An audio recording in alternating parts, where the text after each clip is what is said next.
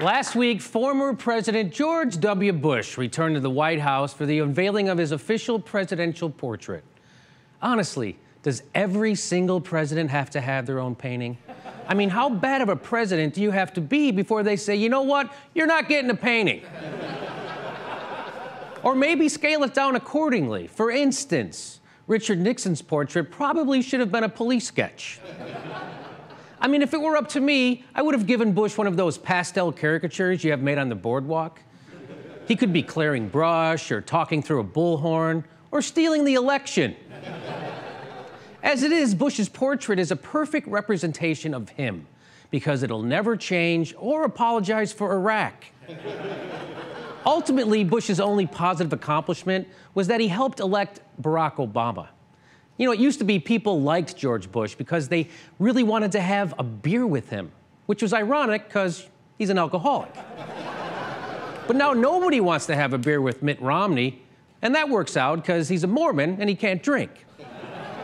But nobody even wants to have a cup of coffee with Mitt Romney, which also works out because he can't have coffee either. Politically, of course, Bush is poisoned now that it no longer matters. Mitt Romney won't even mention his name, but endorses his economic policies. And why shouldn't he? Bush's heyday was 9 years ago. And now people are starting to forget the hangover they got from that beer that they had with him. Man, that was one expensive beer. The Jimmy Dore Show starts right now.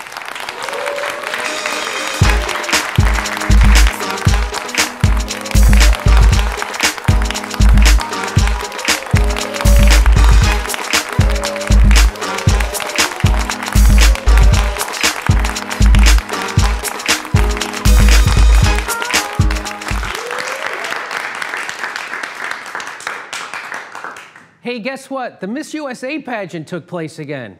You know, the Miss USA pageant, AKA the night of 50 Sarah Palins.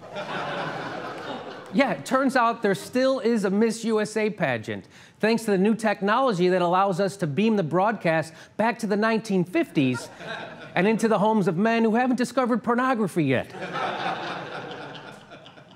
You know, all the beauty contests have been trying everything to get publicity lately. The Miss Universe contest allowed the first transgendered contestant. Wow, what a civil rights victory, huh? Now transgendered people can be demeaned and intellectually marginalized in titty contests, just like natural-born girls. Hooray! They'll try anything. Like last year, the Miss USA contest tried getting publicity by having each contestant go on camera and answer the question, should evolution be taught in schools? It's kind of like Bill Cosby's Kids Say the Darndest Things, except they're grown-ups and it's sad. I watched the entire video online, which was very hard to hear over Gloria Steinem's weeping. Need to know who Gloria Steinem is for that joke. The video of the responses were posted on the internet, and it set a record for the first time that YouTube had more dumb comments in the video than on it. Here's a little taste on what it sounded like from Miss Alabama. No, I do not believe in evolution. I do not think it should be taught in schools, and... Boy, she sure is pretty. And you can't blame her, right? Because she grew up in places where people don't have thumbs yet. Let's try Miss Alaska. I don't believe in evolution. I believe that each one of us were created for a purpose by God. Yeah, you know, I believe you were created for a purpose too, to make smart girls feel unpopular and drive up Viagra sales. Let's try Miss Arizona. I think it's good to provide our students with both sides of the story and let them choose for themselves. Yeah, both sides of the story. You know, the scientific side and the bullshit side. Hey, if students don't know what's fact or fiction, that's the kind of stuff that builds character. Take World War II, for instance. Some people believed it was Hitler's fault. Some people think it was the Jews' fault. Let the kids figure it out. Let's hear from Miss Colorado, shall we? I think that We should definitely open up to offering different ways to teach students about everything, different thought processes, different ideas, because it's important to let students just decide their own ideas and what they want to believe in. So, yeah, we need to open up to offering students different information, you know, inaccurate information. Stuff we know isn't scientifically factual. I personally prefer to believe whatever makes it easier for me to comprehend. For instance, I like to believe that God makes babies and delivers them from storks. And that Abraham Lincoln was our 85th president. And that angels make planes fly by carrying them on their backs. That's what I believe. And being ignorant means you're smart. Here she is with let the kids decide. Let the kids decide? Yeah, just like American Idol. Is it a scientific fact or isn't it? You call it and decide. Yeah, let's let the kids decide about everything. Grammar, history, algebra. E equals MC squared? Not in my Bible, it doesn't. E equals whatever the fuck God says it equals. I honestly don't think you can ever have too much knowledge on any subject. That's my personal view.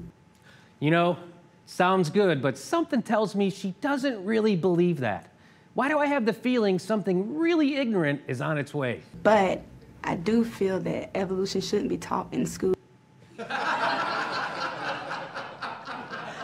There you go. I think little bits and pieces of evolution should be taught in schools because it is a theory. And after all, we all need to know about different theories so that we can figure out what we want to believe is true. Okay, couple of thoughts. The theory of evolution is not a theory like regular dumb people think.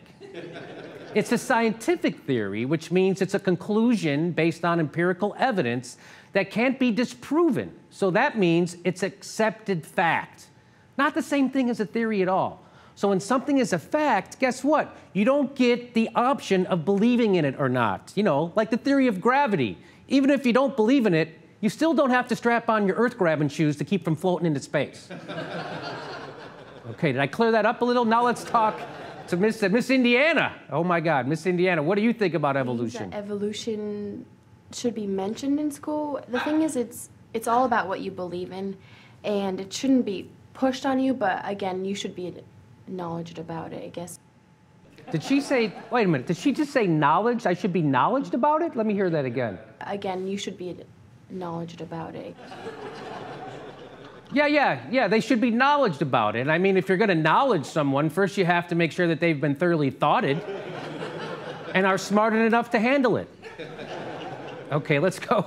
Now let's go to Miss Indiana, because you know, some of the contestants acted as if it was some sort of a trick question. Here's Miss Indiana. I don't know.